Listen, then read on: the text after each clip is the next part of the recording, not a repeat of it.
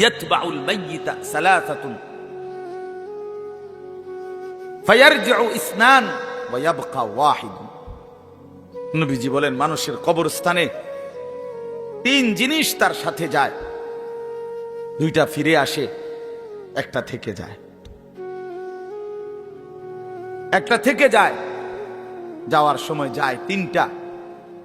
এক নম্বর মালুহু ওয়া আহলুহু ওয়া আমালুহু, তার কিছু মাল, ওই যে লাশের খাটিয়া, আগরবাতি, এই জাতীয় সামান্য কিছু মাল তার, এগুলো তার সাথে যায়। তার পরিবারের এলাকার কিছু সদস্য সাথে যায়, আর তার সারা জিন্দেগীর আমল সাথে যায়। তো ফায়ারজিউ আহলুহু ওয়া মালুহু, অতঃপর তার মাল আর তার বংশধর ফিরে চলে আসে। ওয়া ইয়াবকা আমালুহু, কবরে শুধুই তার আমলটুকু থেকে যায়। কি সুন্দর হাদিস, চিন্তা করে দেখেন। রাসূলুল্লাহ সাল্লাল্লাহু আলাইহি সাল্লাম বলেন, নবীজি বলেন, লাউ আন্না লি ইবনি আদামা ওয়াদিয়াম মিন যাহাবিন। উম্মত শুনো, বনি আদম কত লুভী, শোনো মানুষ কত লুভী হয়, দুনিয়া লুভী কি পরিমাণ লুভী হয়, যার কলজার ভিতরে একবার আখিরাত ভুলে গেছে। বিশ্বাস করেন ভাইয়া, ছেলেরা তোমরাও বোঝো ভাইয়া, দুনিয়া যার কলজার ঢুকছে, নারীর লোভ, সম্পদের লোভ, অর্থের লোভ, নেতাগিরির লোভ, তো আল্লাহ রাসূল সাল্লাল্লাহু আলাইহি সাল্লাম বলেন, এই দুনিয়া লুভিকে, বনি আদমকে যদি একটা পাহাড় পরিমাণ স্বর্ণ দেওয়া হয়, লা আহাব্বা আন ইয়াকুনা লাহু ওয়াদিয়ান, সে মনে মনে চাইবে যদি তাকে দুইটা পাহাড় স্বর্ণ দেওয়া হইতো। একটা পাহাড় মানে কি 200 কেজি মাটি, হ্যাঁ কথা বুঝছেন না? একটা পাহাড়ের মধ্যে 200 কেজি মাটি, তো টনে টনে মাটি, টনে টনে, মিলিয়নে মিলিয়নে মাটি। মদিনার উহুদ পাহাড় 8.5 কিলোমিটার লম্বা, এত বড় পাহাড়, এত দূরত্ব, এত উঁচা, যে মসজিদে নববীর এখান থেকে, বারান্দা থেকে, সেহান থেকে দাঁড়াইলেই কি দেখা যায়? উহুদ পাহাড় দেখা যায়, প্রায় 4 কিলো 4.5 কিলো দূরে, কিন্তু এখান থেকে স্পষ্ট পাহাড় দেখা যায়, এতটা উঁচা। তাহলে এত উঁচু, এত লম্বা পাহাড় স্বর্ণ বানিয়ে দিলে আল্লাহর নবী সাল্লাল্লাহু আলাইহি ওয়াসাল্লাম বলেন সে আরো একটা চাইবে। এরপরে নবী বলেন, শোনো বনি আদম, লান ইয়ামলা ফাহু ইল্লা তুরাব, হায় বনি আদমের মুখ ভরবে না কবরের ওই মাটি মুখে মারা পর্যন্ত। লান ইয়ামলা ফাহু ইল্লা তুরাব, তার মুখ ভরবে না কবরের মাটি ঢুকা পর্যন্ত। আরে শুনেন আশ্চর্য কথা, ছেলেরা বোঝো, শোনো মিয়া, বাবারাও শোনেন। আশ্চর্য কথা হলো, এই যে হাদিস, এটা আমি বললাম না যে বনি আদমকে যদি একটি পাহাড় স্বর্ণ দেওয়া হয়, সে আরেকটি পাহাড় চাইবে এবং তার মুখ ভরবে না, কি ছাড়া? বলেন না কি ছাড়া? এটা তো কি হাদিস, এটা কি? কিন্তু হযরত উবাই ইবনে কাব রাদিয়াল্লাহু তাআলা আনহু, একজন বড় সাহাবীর নাম, সাহাবীদের মধ্যে সবচেয়ে সুন্দর কোরআন শরীফ যিনি পড়তে পারতেন, সাইয়্যিদুল কুররা, কারীদের সর্দার ছিলেন উনি। সাহাবীদের মধ্যে সবচেয়ে সুন্দর কোরআন পড়তেন উনি। কোরআনুল কারীম এত সুন্দর পড়তেন যে আল্লাহ তাআলা সরাসরি নবীজির কাছে জিবরাইল পাঠাইয়া আদেশ করছে, বন্ধু আপনি উবাই এর জবান দিয়া কোরআন শরীফ শোনেন, শোনেন, ওই পড়লে আমার আরশ কাইপা ওঠে, শুনেন শুনেন, আমনে শুনেন।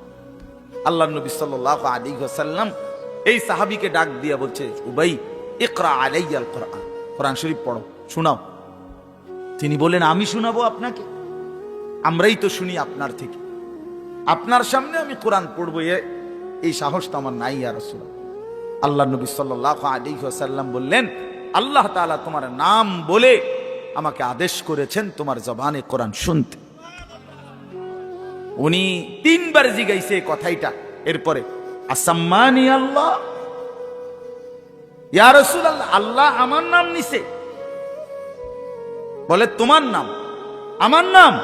হ্যাঁ তোমার নাম। আমার নাম? বলছে হ্যাঁ তোমার নাম। ফাবাকা, তিনি প্রচন্ড ভাবে কাঁদতে শুরু করছে আর বলছে হায় নবী, এক গোলামের এর চাইতে বড় সৌভাগ্য আর কি হইতে পারে যে তার মনিব তার নাম নিয়েছে, তার মালিক তার নাম নিছে। এর চাইতে বড় ভাগ্য আমার জীবনে আর কি হতে পারে যে আমার আল্লাহ আমার নাম নিছে। যাই হোক, আমার বলার উদ্দেশ্য হলো এই সাহাবী উবাই ইবনে কাব বলেন, এই যে হাদিস এটা নবীজি আমাদেরকে এত বেশি বার বলছে, বারবার বলতেন। আমরা প্রথমত কুন্না নারা, এর সরাসরি তাফসিরে আছে কুন্না নারা, আমরা এটাকেই মনে করতাম যে এটা কোরআনের আয়াত। এত বেশিবার নবী এটা আমাদের সামনে পড়ছে। অর্থাৎ সাহাবীদেরকে দুনিয়া থেকে, দুনিয়ার লোভ থেকে ফিরাইবার জন্য, আখিরাত মুখী করার জন্য, পরকাল মুখী বুঝাবার জন্য এত বেশিবার বলছে এটা। উনি বলেন আমরা প্রথমত এটা ভাবতাম এটা কোরআন শরীফের আয়াত। হাত্তা নাজালাত আলহাকুমুত তাকাসুর হাত্তা যুরতুমুল মাকাবির, এরপরে যখন আলহাকুমুত তাকাসুর এই সূরাটা নাজিল হইছে, এই আমি এখন যেই সূরাটা পড়ছি তার পরের সূরা, এটা যখন নাজিল হইল তখন আমরা বুঝলাম যে না, এইটা হইলো কোরআন, আর এতদিন যেটা মনে করছি এটা রাসূলের হাদিস। আল্লাহর নবী সাল্লাল্লাহু আলাইহি ওয়াসাল্লাম এভাবে উম্মতকে দুনিয়া থেকে সরাইতে চাইছে, দুনিয়ার লোভ থেকে। আজ আমরা জিন্দেগির মাকসাদ বানায় নিছি। জওয়ান বলেন, বুড়ো বলেন, আমি বলেন, আপনি বলেন, আমাদের জীবন শুধু দুনিয়া, অথচ আখিরাত, হাসরের ময়দান, কিয়ামত, পরকাল আমাদের দরজায় কড়া নাড়তেছে। প্রতিনিয়ত আমাদের সামনে যে মানুষগুলো মৃত্যুবরণ করতেছে, এরা যেন আমাদেরকে হাত নেড়ে নেড়ে, কড়া নাইরা নাইরা যেন বলতেছে আখিরাতের দিকে যাচ্ছি, তুমিও আইসো। ঠিক না? আসলে ব্যক্তিগতভাবে ওনার এই গজল আমার অনেক ভাল লাগে, কারণ দিল থেকে বলে, মহব্বতেই বলে। আর বিশেষ করে এই গজলটা আমার খুব পছন্দের, এই যেটা এই মাত্র গাইল, হৃদয় ছুঁয়ে যাওয়া গজল। মরতেই হবে যখন শহীদি মরণ দিও আমাকে। কতজন কত ভাবেই তো ইন্তেকাল করে, মৃত্যুবরণ করে, কিন্তু শাহাদাতের মৃত্যু শ্রেষ্ঠতম মৃত্যু। এবং শহীদি মৃত্যু মানে জীবন, যেটা বলল গজলের মধ্যে ওই লাইনটা আছে। তো আসলে কোরআনুল কারীমের মধ্যে আছে, আল্লাহ তাআলা বলেন ওয়ালা তাকুলু লিমান ইউকতালু ফি সাবিলিল্লাহি আমওয়াত বাল আহইয়াউন, আল্লাহর পথে যারা শাহাদাত বরণ করে তোমরা তাদেরকে মৃত বলো না, বরং আল্লাহ নিজে বলতেছেন বাল আহইয়াউন, বরং তারা জীবিত, নিঃসন্দেহে জীবিত। রাসূলুল্লাহ সাল্লাল্লাহু আলাইহি ওয়াসাল্লাম বলেন সবুজ পাখির ভিতরে তাদের রূহ জান্নাতের মধ্যে ঘুরতে থাকে। এজন্য সাইয়্যিদুনা ওমর রাদিয়াল্লাহু তাআলা আনহু আজীবন তিনি শাহাদাত কামনা করতেন। আল্লাহুম্মা ইন্নী আসআলুকা শাহাদাতান ফি সাবিলিক ওয়া ফি বালাদি রাসূলিক। হযরত ওমর রাদিয়াল্লাহু তাআলা আনহু বলতেন যে আল্লাহ, আমি আপনার কাছে শহীদি মরণ চাই এবং নবীর শহরে মরতে চাই, মদিনায়। তো আল্লাহ তাআলা ঠিক যেভাবে দোয়া করছেন আজীবন, ওইভাবেই আল্লাহ তাআলা ওনার দোয়া কবুল করছেন। উনি মদিনাতেই ইন্তেকাল করছেন এবং শাহাদাতের মৃত্যু। ফজরের নামাজের ইমামতি অবস্থা মসজিদে নববীতে প্রথম কাতারে উনি ইমামতি করতেছিলেন। একজন অগ্নিপূজক কাফের ছদ্মবেশে চাদর দিয়ে শরীর ঢেকে এই বেঈমান ফজরের নামাজের ইমামতি করতেছেন ওমর রাদিয়াল্লাহু তাআলা আনহু। এই সময় ওনার কোমরের মধ্যে ছুরি মারছে, 7-8টা ছুরির ঘাই দিছে। এই অবস্থায় তিনি রক্ত অঝরে ঝরতে শুরু করছে। তো উনি চাপ দিয়া ধইরা আগে পিছন কাতার থেকে, প্রথম কাতার থেকে হযরত আব্দুর রহমান ইবনে আউফ রাদিয়াল্লাহু তাআলা আনহুকে টেনে ইমামের জায়গায় না দাঁড় করায়া তো বলছে, আব্দুর রহমান আগে ফজরের নামাজ শেষ করো, তারপরে তোমরা আমারে ধইর। তো উনি কাটা মুরগির মতো পাশে এই ব্যথায় তড়ফাইছে, কিন্তু সাহাবায়ে কেরাম আগে নামাজ পড়ছে, এরপরে উনারে ধরছে। তো এই আঘাতেই উনি শাহাদাত বরণ করছে।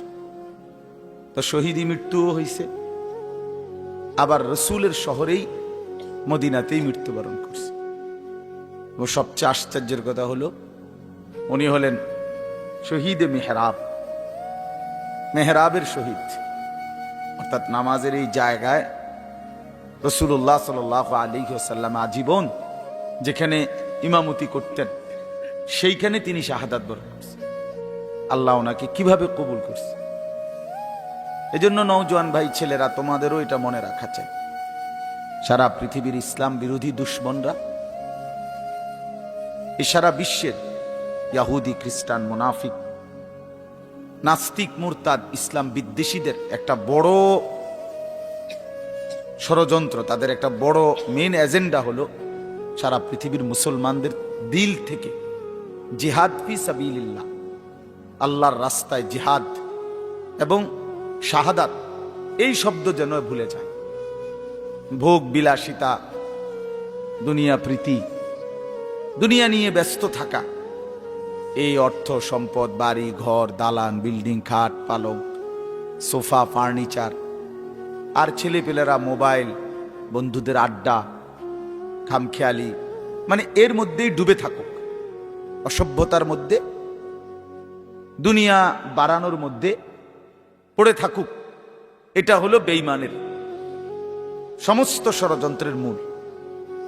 এজন্য সারা পৃথিবী জুড়ে তারা জিহাদ ফি সাবিলিল্লাহর বিরুদ্ধে, আল্লাহর রাস্তায় যুদ্ধ, এর বিরুদ্ধে জঙ্গি, উগ্রবাদী, টেরোরিস্ট, সন্ত্রাসী ইত্যাদি বহু কিছিমের অপপ্রচার করে লাগাতার অব্যাহত এই পরিমাণ বলতে থাকছে যে অনেক মুসলমান সাধারণ মানুষ পর্যন্ত এটাকে ভয় পাইতে শুরু করছে, যে জিহাদ বললেই আতঙ্ক, কিতাল বললেই আতঙ্ক।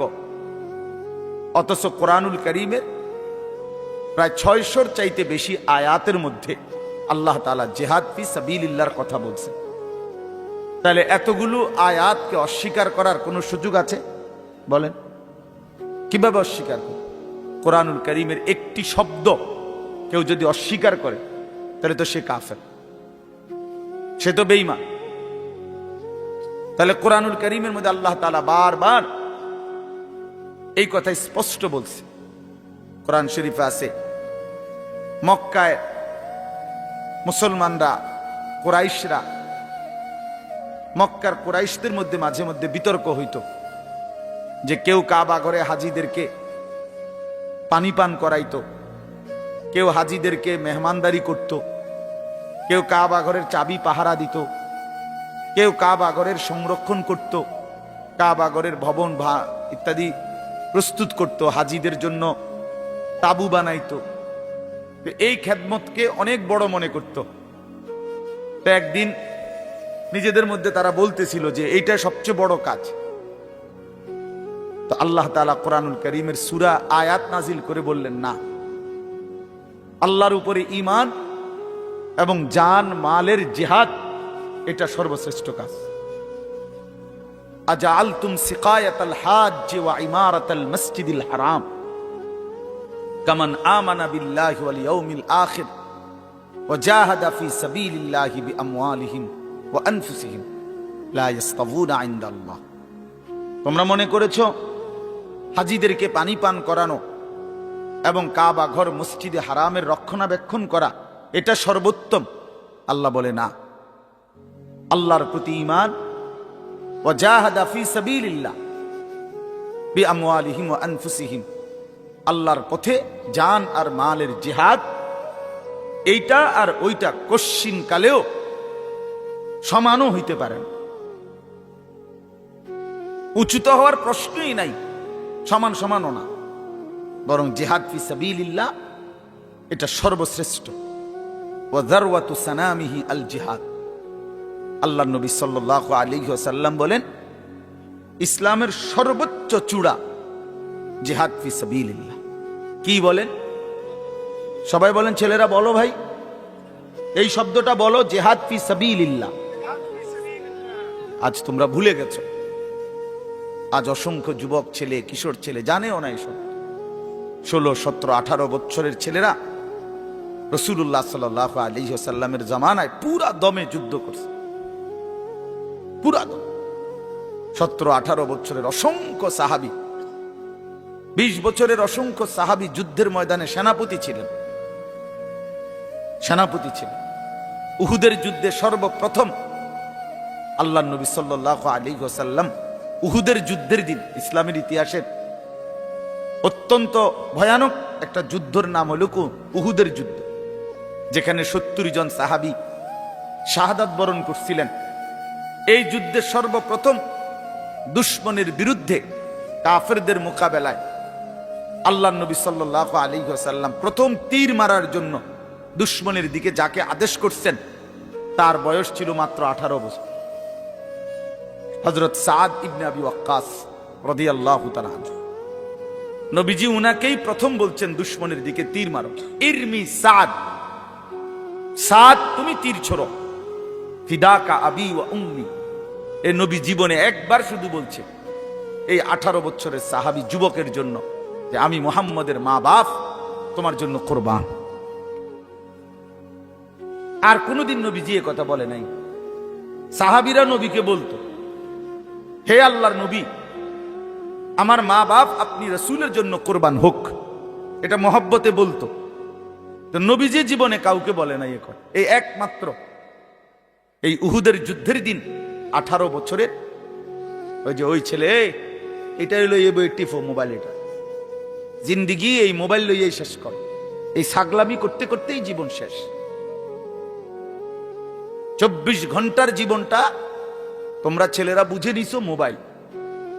তোমাগর এই ইবলিস শয়তান এমন ভাবে বলে দিছে যে পৃথিবীর সবকিছু থেকে আলাদা হইবি, কিন্তু এটার থেকে আলাদা হবি না। আজকে এইভাবে তোমগরে শয়তান মাথার মধ্যে তোমকে বুঝাই দিস যে জীবনটা বাইধা রাখ মোবাইলের। জীবনের আর কোনো পৃথিবীতে কি হয় না হয় কিচ্ছুর দরকার নেই, তুই শুধু মোবাইলের মধ্যে ডুববা থাক। অপদার্থ এক জিন্দিগি ভাইয়া, এক ফালতু জীবন, ফালতু জীবন, একটা বর্বর জীবন। মোবাইলের আসক্ত যেই ছেলে মেয়ে, এটা একটা বাজে লোক, ফালতু লোক, ফালতু। 100 ফালতু, 100 ফালতু, 100 ফালতু, একেবারেই আকাম লাইন। এক ধরনের অপদার্থ ছাড়া, যার পৃথিবী নিয়ে, মানবতার কল্যাণ নিয়ে, মানুষের কোনো উপকার নিয়ে, পৃথিবী নিয়ে, আখেরাত নিয়ে জীবনের কোনো স্বপ্ন নাই।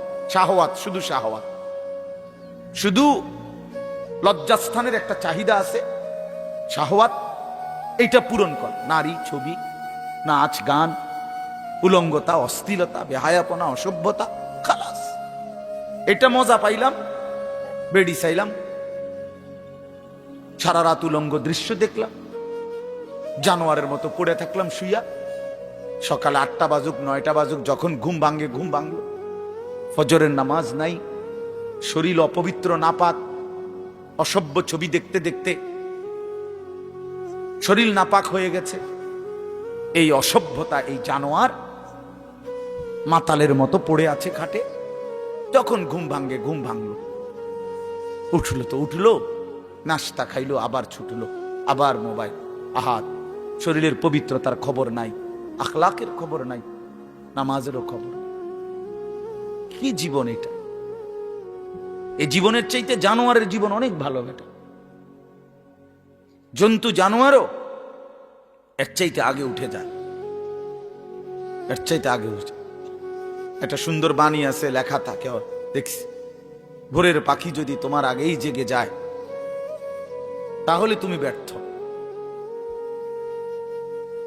ভোরের পাখি যদি তোমার আগেই উঠে যায় তুমি ব্যর্থ। তোমার আগে উঠবে কেন? তুমি মানুষ, আশরাফুল মাখলুকাত, আল্লাহর সর্বশ্রেষ্ঠ সৃষ্টি, তুমিই তো আগে উঠবার কথা। তোমরা এই কি জীবন বাছাই করে নিছো ছেলেরা, তোমরাই বলতে পারো বাবা। তোমার জন্য আমি আটকাবো না, আমার জন্য তুমি আটকাইবা না, কেউ কারোর জন্য আটকাবে না। ছেলেরা মনে রাখো, একদিন তোমার বাপের মতো করে কবরে চলে যাবে। এই যাই দৌড়ঝাঁপ করছে বেচারা কামাই করার, একদিন দেখবা তোমারে রাইখা সে চলে গেছে। একদিন তুমিও চলে যাইবা, এই বন্ধু বান্ধব আড্ডা এগুলো সব থাইকা যাবে। দুনিয়ার জায়গায় থাকবে। তুমি মরবা যেদিন, আমি মরবো যেদিন, সেদিনও সূর্য উঠবে, চাঁদ উঠবে, পৃথিবীর এই ব্যস্ততা থাকবে, মানুষের দৌড়ঝাঁপ থাকবে, দোকানপাট সব খুলবে, বাজার ব্যবসা চলবে, শুধু আমি নাই। শুধু কি আমি নাই, আর সবই কি স্বার্থপর দুনিয়া। কেউ তোমার জন্য 1 ঘন্টাও থামবে না, কেউ না। কারো হাতে সময় নাই ভাইয়া, কারো হাতে সময়। বহুতই বড় স্বার্থপর এক দুনিয়া এটা। এজন্য বুদ্ধিমান সে, নবীজি বলছে, আল কাইয়িসু মান দানা নাফসাহু ওয়া আমিলা লিমা বা'দাল মাউত। বুদ্ধিমান তো সে যে নিজের হিসাব করে, নিজের হিসাব রাখে এবং মৃত্যু পরবর্তীর জন্য আমল করে। রাসূলুল্লাহ সাল্লাল্লাহু আলাইহি সাল্লাম বলছেন, এক সাহাবী জিজ্ঞেস করছে, ইয়া রাসূলুল্লাহ, মান আকিয়াসুন নাস ওয়া আহজামুন নাস? সবচেয়ে বিচক্ষণ, বুদ্ধিমান, বিবেকবান কে?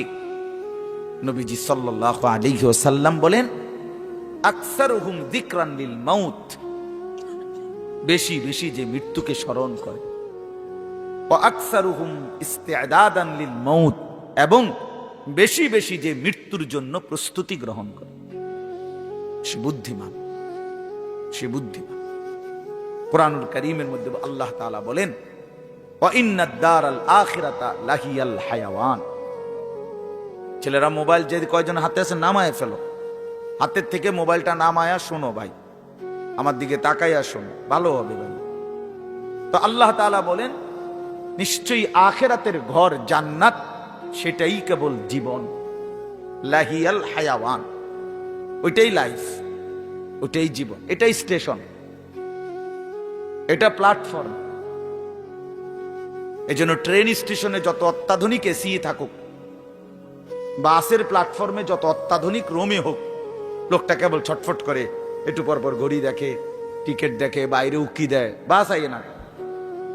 আরে ভাই এরম করেন কেন? এসি চলতেছে, বসে না থাকবে। আর বইয়ে থাকতে মাইছি ঠিক কিনা বলেন? অথচ কোনো সমস্যা নাই, এতটা অত্যাধুনিক রুম এখানে, তারা নাস্তা টাস্তা দিচ্ছে, কিন্তু হের কেবল গড়িসা, সে কেবল টিকিট চায়, সে কেবল জিগা কি ভাই আইলুনি, ট্রেন আসছে। কারণ এটা যে প্ল্যাটফর্ম, সেখানে বসতে আসে নাই। রব্বুল আলামিন বলে, বান্দা বিশ্বাস করো, এটা প্ল্যাটফর্ম। মালি ওয়ালিদ দুনিয়া।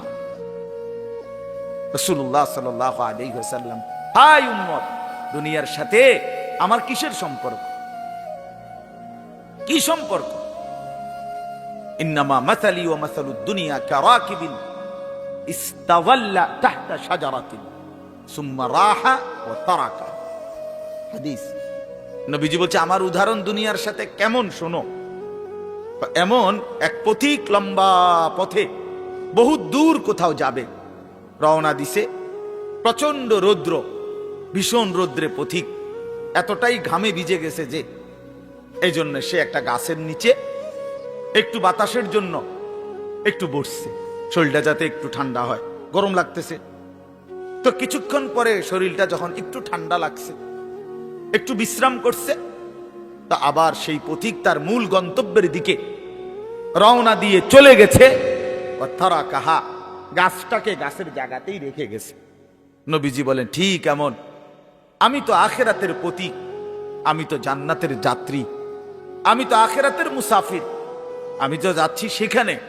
তো যাওয়ার পথে মাঝখানে 60 বছর, 63 বছর, 40 বছর, 50 বছরের একেবারে সামান্য একটু সময় ওই গাছের নিচে দুনিয়ায় একটু বিশ্রাম করলাম, একটু বসলাম, আবার একটি নির্দিষ্ট সময় পরে আমি আমার আপন গন্তব্য আখিরাতের দিকেই রওনা দিলাম।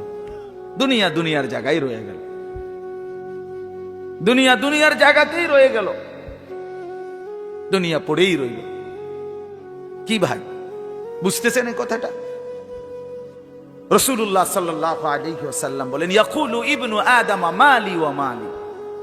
কি আজীব হাদিস শুনেন। নবীজি বলেন, হায় বনি আদম সারাক্ষণ কেবল বলে আমার মাল, আমার মাল। দেখছেন গাড়িটা আমার, এই বাড়িটা আমার, এই 10 শতক জমি আমার, এই সোফাগুলো আমার, এই খাট আমার। আল্লাহ নবী সাল্লাল্লাহু আলাইহি সাল্লাম বলেন, হাল্লাকা ইবনা আদম মিন মালি, কোথায় তোমার মাল? এই বনি আদম, মাল তোমার বলতে কে বললো এগুলো তোমার? এগুলো যদি তোমারই হয় তো তুমি যেহেতু চিরস্থায়ী ভাবে দুনিয়া থেকে কবরের দিকে চলে যাচ্ছ, এগুলো সাথে নিচ্ছ না কেন? তোমার জিনিস কার জন্য রেখে যাচ্ছ? এই বেটা, ওয়াহাল্লাকা ইবনা আদম মিন মালি, কিরে বনি আদম তোর মাল কই? তোর যদি হয় নিচ্ছ না কেন এগুলো? ওমায় মোবাইল আমার, তো আমি এটা নিয়ে যাবো না সাথে এখন, না কেন থুয়ে যাবো? কথা বলেন না কেন? তো তুমি তো দুনিয়া থেকে চলে যাচ্ছ, তো নিচ্ছ না কেন এগুলো? তোমার 10 শতক জায়গা নিবা না? সোফা এগুলো কই রাখা যাচ্ছ? এগুলো নিয়ে যাও, বিল্ডিং নিয়ে যাও। তাইলে দেখে বুঝেই নাও বান্দা, উম্মত তোমার হলো কোত্থেকে? তোমার কেবল 3টা মাল, 3টা জিনিস তোমার। নবীজি নিজে বলছে, ইল্লা মা আকালতা ফা আফনাইতা, যা সরাসরি তুমি খাইয়া শেষ করছো, খাইছিলা, এটা তোমার। আউ লাবিস্তা ফা আবলাইতা, যেটা সরাসরি তুমি গায়ে দিছিলা, পড়ছিলা, পোশাক তোমার গায়ে, পড়তে পড়তে এডি ফুরান হইছে, সিরিয়ালাইছো, এগুলো তোমার। আউ তাসাদদাকতা ফা আমদাইতা, আর যা আল্লাহর রাস্তায় খরচ করেছ, দান, সাদাকা, যাকাত, ফিতরা, হজ, উমরার জন্য, গরিব দুঃখী, মসজিদ, মাদ্রাসা, এতিম, গরিব, অসহায় ইত্যাদি ইত্যাদি, এই যেগুলো তুমি কি করছিলা? সাদকা, খরচ করছো আল্লাহর পথে, আমদাইতা, সেটা তুমি আখিরাতে পাঠাইছো, সেটা পৌঁছে। এই 3টা তোমার। ওয়ামা সিওয়া যালিকা, আর এই ছাড়া বাকি সব ফাজাহিবুন, তোমার থেকে সরে যাবে, চলে যাবে, ও তারিকুহু লিন্নাস, মানুষের জন্যই রেখে যাবে। কি অসাধারণ হাদিস, কি চমৎকার ভাবে নবীজি ব্যাখ্যা করে বুঝাইছেন। এই জন্য কবর জিয়ারতের দোয়া আছে সালামের সাথে। ওমর ফারুক ভাই নিরা হয় না? আরে বেটা, বেচারা আমার তো বড় বক্তা, ওরা নিচে বুঝে, হায় হায়। তো কবর জিয়ারতের দোয়ার মধ্যে, সালামের মধ্যে এটা অংশ আছে, আনতুম লানা সালাফুন ওয়া নাহনু লাকুম তাবাউন। হে কবরবাসী, আপনি তো আমার আগে চলে গেলেন, অচিরেই আমি আপনার পিছনে পিছনে আসতেছি। ওয়া নাহনু লাকুম তাবাউন, আমরা আপনার পিছনে পিছনে আসতেছি। আপনাকে সালাম, আপনাকে সালাম। এইভাবে তো আল্লাহ নবী সাল্লাল্লাহু আলাইহি ওয়াসাল্লাম কোরআনের আয়াতগুলো, সূরাগুলো অধিকাংশই আপনাদেরকে, আমাদেরকে ভাই বুঝাইতে চাইছে আখিরাত, পরকাল। কত ভাবে ইকতারাবা লিন্নাসি হিসাবুহুম ওয়া হুম ফি গাফলাতিন মুরিদুন। আল্লাহ তাআলা বলে, বান্দা হিসাবের সময় তো কাছাইয়া গেল, আখিরাত তো চলেই আসলো, কিয়ামত তো চলেই আসলো, আজও তো তুমি গাফিল হয়েই রইলা। 40 বছর হয়ে গেছে, 1 বছর শেষ হইছে, এভাবে বুঝি নাফরমানিতে পড়ে রইলা বান্দা। 365 দিনে কোনদিন ছেলেরা তোমরা যারা ফজরের নামাজ পড়ো না, তুমি বলো না বাপ এত শক্ত এত পাষাণ কেমনে হইলা? একটা বছর কোনো দিন ফজরের নামাজ পড়ো নাই, এত বড় নিকৃষ্ট জানোয়ার মুসলমানের বাচ্চা কেমনে হয় বলেন?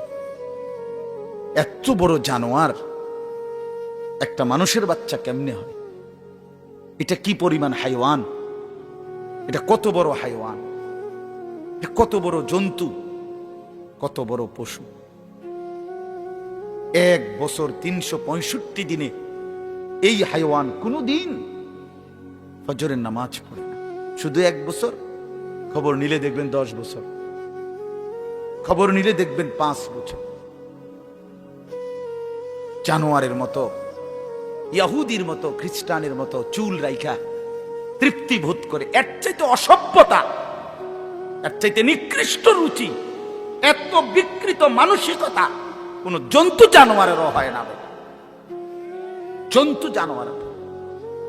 তোমরা যে সমস্ত ছেলের চুল ইহুদির মতো, খ্রিস্টানের মতো, বেঈমানের মতো বেটা, তুমি একদম নিম্ন রুচির মানুষ, একেবারে ফসা মানুষ বেটা, তুই বেটা ফালতু লোক বেটা, তুই বেটা তোর কোনো রুচি বলতে কিছু নাই বেটা,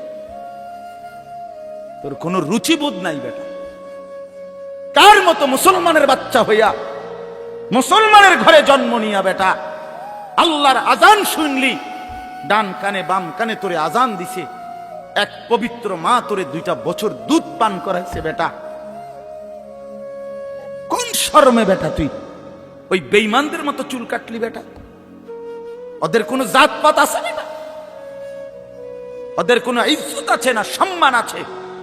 আল্লাহ তাআলা কোরআনুল কারীমে বলছে ইন্নামাল মুশরিকুনা নাজাস। কোরআনের আয়াত কিনা? আল্লাহ বলছে সমস্ত মুশরিক নাপাক, নাজাসুন নাজাস।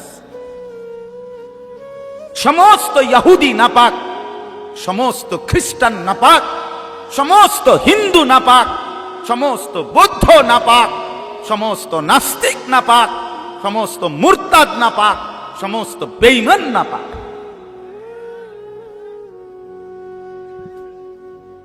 কার মতো বেটা চুল রাখলি বেটা? কারে দেখা বেটা পেশাব করে পানি লস না বেটা? কোন সভ্য থেকে শিখলি বেটা এটা?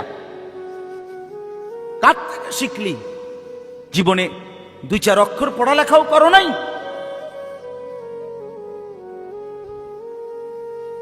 2-4 শব্দ পড়ো নাই তোমরা ছেলেরা।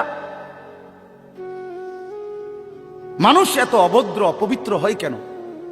কোরআনুল কারীমের মধ্যে আছে, আল্লাহ তাআলা বলে বান্দা, কি আজীব কথা, কোরআন শরীফে আছে বান্দা কোনোভাবেই যদি পানি নাই, ঠিক আছে, ফাইন লাম তাজিদু মাআন ফাতায়াম্মামু সাঈদান তাইয়্যিবা, তাহলে মাটি দিয়ে, পবিত্র মাটি দিয়ে তায়াম্মুম করো, তবুও নিজেকে পবিত্র বানাও।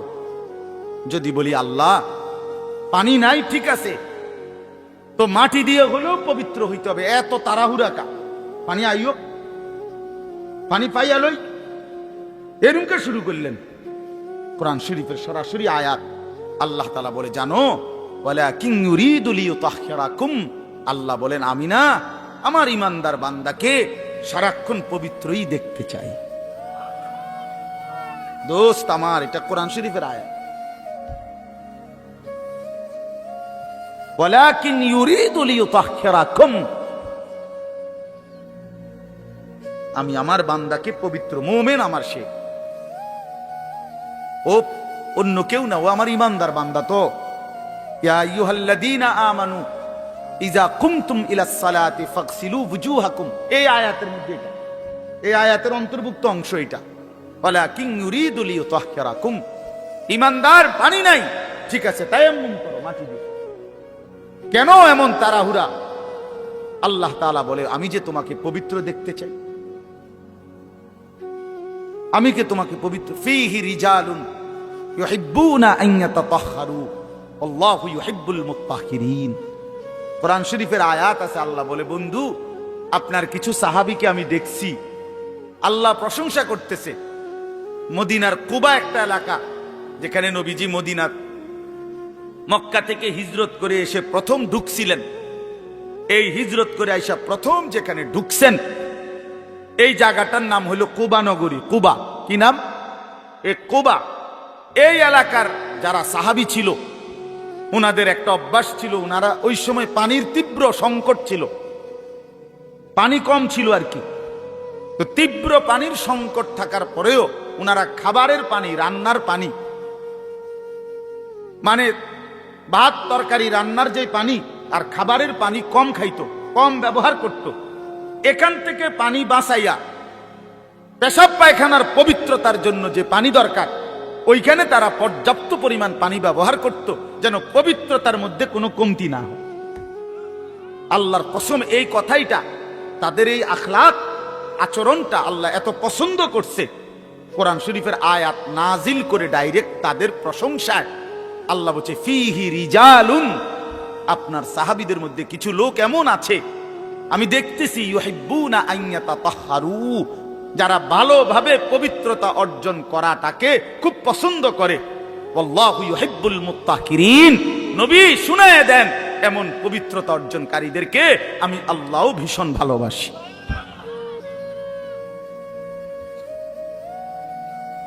তোরে আল্লাহ ঘৃণা করে। যুবক, তোদের যাদের প্যান্টে পেশাব, তোরা যারা টয়লেট পেপার ব্যবহার করো না, তুই নিকৃষ্ট রুচির মানুষ বেটা, ফালতু বেটা, ফালতু বেটা। চুল কেবল চুলের পিছনের দিকে ফিরাস বেটা, এতে মানে একটা কেমন লাগে। সামান্য সামান্য সহপাঠী বা সামান্য সেরকম দার সেরকম লাগতেছে তোরে দোস্ত, জিঙ্গাইলে না বলে সেরকমটা কেডা?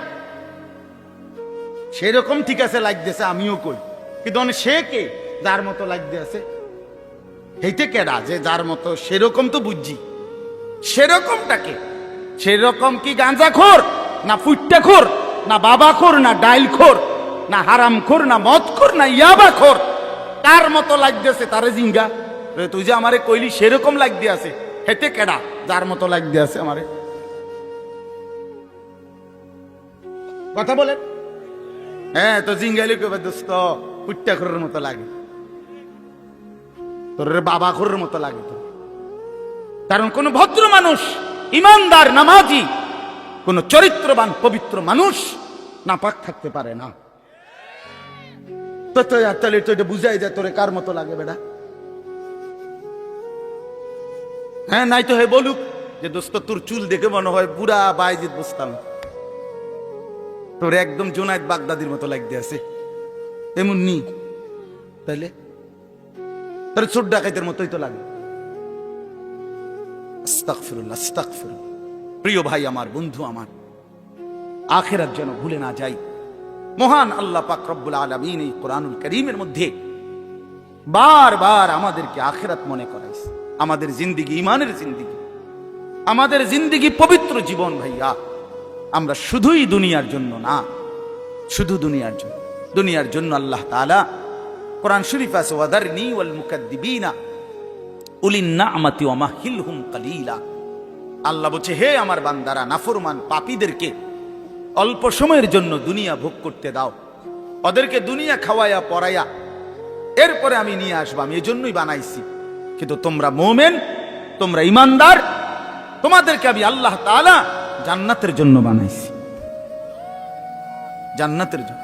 উইদ্দাত লিল মুত্তাকিন, মুমিনদের জন্যই জান্নাত, মুত্তাকিদের জন্যই জান্নাত। একটা বেঈমানও জাহান্নাম থেকে মুক্তি পাবে না। কোন কাফের, কোন বেঈমান, কোন হিন্দু, কোন বৌদ্ধ, কোন ইহুদি, কোন খ্রিস্টান, কোন নাস্তিক মুরতাদ পরকালে, পরকালে এক ঢোক, এক জাররা, এক লোকমা, এক ঢোক পানি মিলবে না, সুখ মিলবে না। ঈমানবিহীন সমস্ত ভালো কাজ আখিরাতের বিচারে পরিত্যক্ত, মারদুদ, বাতিল। ঈমান শক্ত। মৃত্যু পরবর্তী যেই কোনো বিনিময়ের জন্য উত্তম বিনিময় পেতে হলে কি লাগবে? ঈমান জরুর, ঈমান জরুর। ঈমান হারা সর্বহারা, আল্লাহ হারা সর্বহারা, সর্বহারা। তো এই জন্য আল্লাহ তাআলা আমাদেরকে বানাইছিনি আখিরাতের জন্য। আখিরাতে নিজের জন্য।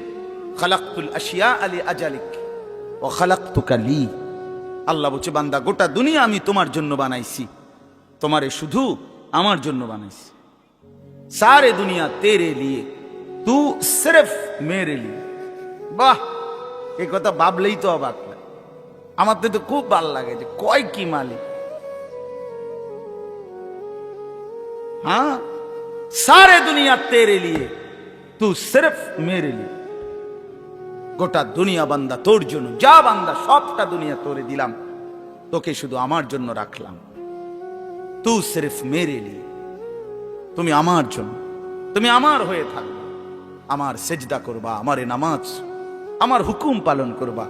তো দুনিয়া ও ইজ্জতের সাথে আমি আল্লাহ চালাবো, আখিরাতেও তোমারে আমি আল্লাহ সর্বোচ্চ সম্মানজনক রিজিক, সর্বোত্তম জান্নাত আমি নিজে দিয়ে দেব। ফালানুহিয়ান্নাহু হায়াতান তাইয়্যিবাহ ওয়া লানাজজিয়ান্নাহুম আজরাহুম বিআহসানি মা কানু ইয়ামালুন। রব্বুল আলামিন বলেন, দুনিয়াতেও আরামের জীবন দেব, আখিরাতেও সর্বোত্তম বিনিময় দেব। শর্ত কেবল দুইটা, এক নাম্বার ঈমান, দুই নাম্বার নেক আমল। মান আমিলা সালিহাম মিন যাকারিন আও উনসা ওয়া হুয়া মুমিন। আল্লাহ বলেন, পুরুষ কিংবা নারী যদি ঈমান অবস্থায় সবগুলো নেক আমল করতে পারো, আমি আল্লাহ ওয়াদা দিলাম বান্দা, দুনিয়াতেই তোমাকে আরামের জীবন দেব, আখিরাতেও সর্বোত্তম বিনিময় দেব। সুবহানাল্লাহ। চলেন, আমার কথা শেষ। আমার বাপ, আমি তর্জমা শুনাই, তাইলেই কথা শেষ। হাফেজ আমিন ভাই অনেক মহব্বত করছে, এই মাদ্রাসার মাহফিলে আসার সুযোগ হয়েছে, এতটুকুই। আরো উলামায়ে কেরাম, আমাদের আল্লামা মুফতি আমজাদ হোসাইন সাহেব হযরত অনেক অসুস্থ, উনি আজকে অনেক দিন ধরে ডেঙ্গুতে আক্রান্ত। আজকেও আসরের পরে কথা বলছি, খুব আস্তে আস্তে কথা বলে, খুব ক্লান্ত, দুর্বল। তারপরও আমারে বলছে যে আমিন ভাইয়ের মাহফিল আমি একটু লেগে হইলো আসমু। আমাদের আজকে যে একজন মাওলানা শেষ বয়ান করবে, আপনার অসাধারণ। আপনাদের ছেলেদেরকে তোমাদেরকে বলি, বাপ আমার অনুরোধ রইল, আমার এই কথাটা রাইখো, তোমরা ওর বয়ান শুনো। আমি নিজেও ওর বয়ান শুনি, আমি নিজেও এর বক্ত।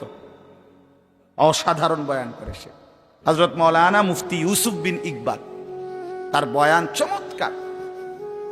একেবারে আল্লামা মুফতি আরিফ বিন হাবিব যেমন সব কথা হাদিস থেকে বলে, এই নওজোয়ান মাওলানাও ঠিক এরকম অনর্গল রাসূলুল্লাহ সাল্লাল্লাহু আলাইহি সাল্লামের হাদিস বলতে থাকে। হ্যাঁ, এজন্য সবাই ইনশাআল্লাহ এই মাওলানার বয়ান শুনবার চেষ্টা করবেন। তো তরজমাটা শুনেন। আল্লাহ তাআলা মূল বক্তব্য এটাই যে আল্লাহ আমাদেরকে আখিরাত মনে করাইতে চাইছে। কি? কোরআনুল কারীমের 30 নম্বর পারা 101 নম্বর সূরা আল কারিআহ, এই সূরার আল্লাহ বলেন, আল কারিআতু মাল কারিআ। আল কারিআ অর্থ হলো যেটা দরজায় আঘাত করে, খটখট খটখট আওয়াজ করে, এই খটখটকারী। আল্লাহ বলেন মাল কারিআ, বলো তো খটখটকারী বলতে কি? ওমা আদরাকা মাল কারিআ। আবারও বলছি, নবী আপনাকে জানতে চাচ্ছি, জানেন এই আঘাতকারী খটখটকারী কি? আল্লাহ বলেন সেটা হলো আখিরাত, কিয়ামত, যেটা আপনার কাছে প্রতিদিন আমাদের কাছে খটখট করে আমাদের দরজায় যেন ঘন্টা বাজাইয়া বলে যাচ্ছে যে কিয়ামত তো চলেই আসলো। আখিরাতের প্রস্তুতি কি হলো বলো? ওই মানুষ তো মরে গেল দেখলা, তুমিও তো মরে যাবা, তোমার প্রস্তুতি কি বলো? এক লোকের জানাজা যাচ্ছিল, লাশ, এক বুজুর্গ আল্লাহওয়ালা ওই সামনে দাঁড়ানো, তো ওনার পাশের এক লোক বলতেছে, কার জানি কবর, কার জানি মৌত হইল, আহারে কার জানি কার জানি। তখন তিনি বললেন, হয় তোমার মরণ হইল, নয়তো আমার মরণ হইল। মানে এইটা ভাবো যে হয় তোমার মরণ হইছে, নলে কার মরণ হইছে? আমার মরণ হইছে। আর ভাবো সে তো মৃত্যুবরণ করছে, তিনটা অবস্থা তার শেষ। একটা হইল আজরাইলকে দেখা, এটা তার শেষ। এরপরে জান কবজের যন্ত্রণা, এটা তার শেষ। আর জান কবজের পরে তার মৃত্যুটা বিভৎস, অনেকের মৃত্যু হইতে পারত তার শরীর ছিঁড়া ফেলছে, তার শরীর নিশ্চিহ্ন হয়ে গেছে, এরকম আপনার মৃত্যু হইতে পারত, কিন্তু তার তো স্বাভাবিক মৃত্যু হইল যে তার লাশটা অক্ষত আছে দেখা যায়। তুমি এবার ভাবো যে তোমার সামনে তিনোটা রয়ে গেছে, যে আজরাইল তোমার সামনে কেমন দাঁড়াবে, তুমি চিন্তা করো তোমার জান কবজের কষ্ট কেমন হবে। তুমি ভাবো তোমার মৃত্যু কি স্বাভাবিক হবে নাকি অ্যাক্সিডেন্ট আর অস্বাভাবিক কোনো মৃত্যু হবে, সেটা নিয়ে ভাবো। তাহলে প্রতিটা মৃত্যু আমাদেরকে ঘন্টা বাজায়, প্রতিটা রাত আমাদেরকে ঘন্টা বাজায়, প্রতিটা দিন আমাদেরকে ঘন্টা বাজায় যে বান্দা সময় তো চলে গেল, আখিরাতের কি হলো, কবরের কি হলো, পরকালের কি হলো। ইয়াউমা ইয়াকুনুন নাসু কাল ফারাশিল মাবসুত ওয়া তাকুনুল জিবালু কাল ইহনিল মানফুশ। আল্লাহ বলে একদিন সত্যি সত্যি কিয়ামত হবে, ইসরাফিল ফু দিবে। সেদিন কি হবে? সেদিন সমস্ত মানুষগুলো হয়ে যাবে বিক্ষিপ্ত পতঙ্গের মতো। বিক্ষিপ্ত পতঙ্গ মানে আপনারা একদম সহজ বুঝবেন, ওই যে বাতির মধ্যে, লাইটের মধ্যে, আলোর মধ্যে অনেক সময় যে সাদা সাদা পোক এগুলো আসে, এগুলো দেখছেন? এগুলোর কি কয়?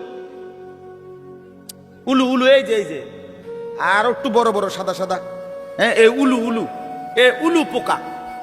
এইটা যেমন মাঝে মাঝে এইভাবে আসে চারদিক থেকে উইরা উইরা আইয়াই পইরা হয় আগুনের মধ্যে, বাতির মধ্যে, আলোর মধ্যে পইরা পইরা মরে, নিচে মরে।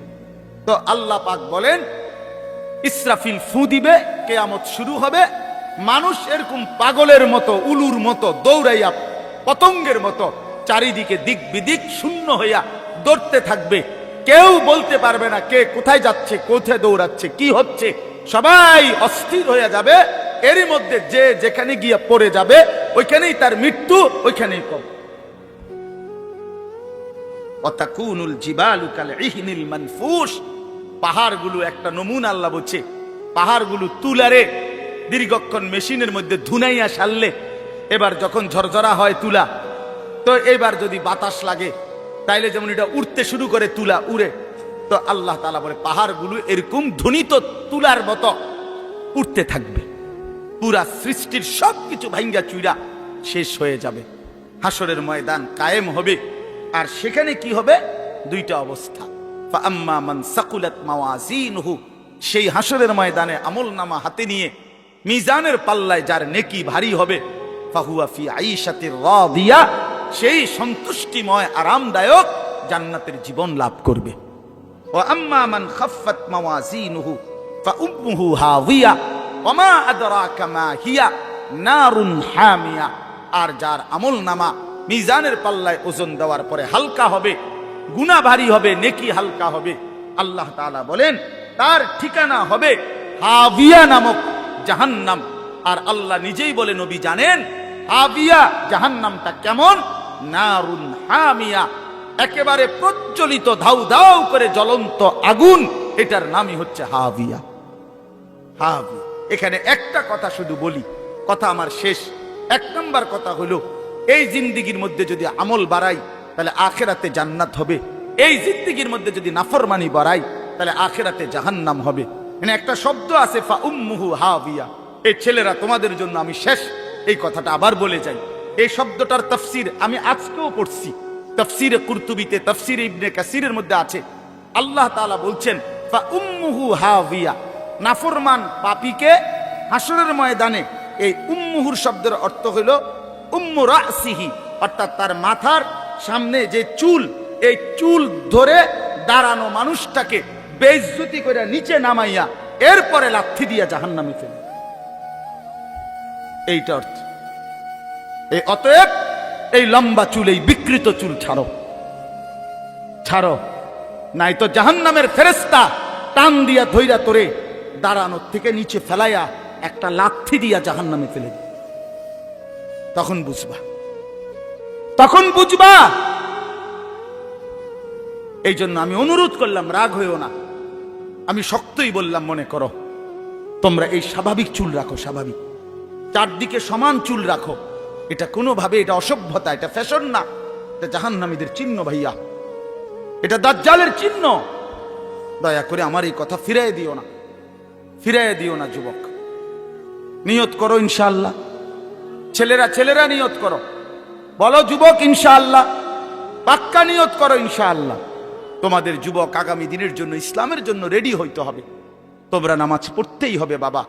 আল্লাহকে রাজি না করলে আমার মাতৃভূমিও নিরাপদ থাকবে না। ফিলিস্তিন বহুদিন যাবত রক্তাক্ত, রোহিঙ্গা বহুদিন যাবত আরাকান রক্তাক্ত, কাশ্মীর বহুদিন যাবত রক্তাক্ত। আজ আমার মাতৃভূমিও শহীদ সাইফুল ইসলামের রক্তে রঞ্জিত। এ কথা বেঈমান প্রমাণ করে দিছে। ইসকনের গুন্ডারা, সন্ত্রাসীরা, এই বেঈমানরা প্রমাণ করে দিছে যে মুসলমান সুযোগ পাইলে তোদের কাউরে ছাড়ব না। কি হুজুর, কি পাবলিক, কেউরে ছাড়ব না। হ্যাঁ, বইয়া বইয়া মোবাইল টিপো টিপো, বইয়া বইয়া নারী দেখো। একদিন যখন বেঈমান গর্দানে ছুরি রাখবে, সেদিন বুঝবা আল্লাহ কি জিনিস, আল্লাহ কি জিনিস। এজন্য মরলে যদি ঈমানের সাথে মরতে পারি, সেজদা দিয়ে মরতে পারি, আল্লাহর গোলামি করে মরতে পারি, তো এই জীবন যদি চলেও যায়, রক্তে যদি জমিন ভেসেও যায়, কোনো অসুবিধা নাই। ঠিক কিনা বলেন না কেন? মরণ যখন শহীদে মরণ, খালাস, কোনো সমস্যা নাই। ঈমানের মৃত্যু ব্যর্থ না, শহীদের মৃত্যু ব্যর্থ না। কিন্তু যদি নাফরমানির মৃত্যু হয়, যদি বেনামাজি মৃত্যু হয়, যদি শরীর নাপাক, প্যান্ট নাপাক, নারী দেখতে দেখতে, উলঙ্গ ছবি দেখতে দেখতে, তো এই অবস্থায় যদি তোর মরণ হয় বেটা, কি হবে তোমার? কি হবে বাবা? এজন্য দয়া করে আখিরাতের জন্য প্রস্তুতি নাও, পরকালের সামান বানাও, নিজের আখিরাত সুন্দর করো। আল্লাহ তাআলা আমাদের প্রতিটা ছেলেকে তৌফিক দান করেন। বাবারা, আপনাদেরকেও বলি, 60 বছর 50 বছরে আপনারা আখিরাতের ফিকির করেন, কবরের ফিকির করেন, পরকালের সামান কি হলো সেটার ইন্তজাম করেন।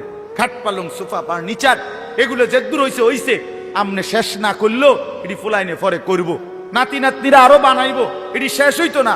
পৃথিবীতে আমনে মরার পরও গাছ থাকবো। আমনে মইরা যান, কোনো অসুবিধা নাই, আমনে মইরা দেখবেন গাছ মরছে না সব। পৃথিবীতে আমনে মরার পরেও দুনিয়া থাকবে, কাজে দুনিয়া ওরা বাকিরা করবে, আপনি এবার কবরের সামান করেন। আল্লাহ আমাদের বাবাদেরকে, চাচাদেরকে, বয়স্কদেরকেও আখিরাতের কবরের পুঁজি সংগ্রহ করার তৌফিক দান করেন। মা বোনদেরকে পর্দার ইজ্জতের কদর বুঝার তৌফিক দান করেন। তোমরা ছেলেদেরকে আল্লাহ তাআলা আগামী দিনের ইসলামের জন্য কবুল করে নেন, বলেন আমিন। এই রহিমপুর দারুল আমিন আল ইসলামিয়া মাদ্রাসা আল্লাহ কবুল করে নেন। এশার নামাজ পড়ে আবার যথারীতি বয়ানে বইসেন, ওলামায়ে কেরামের নসিহত শুনে একসাথে শেষ করে দোয়া করে যাবেন। আল্লাহ তৌফিক দান করে।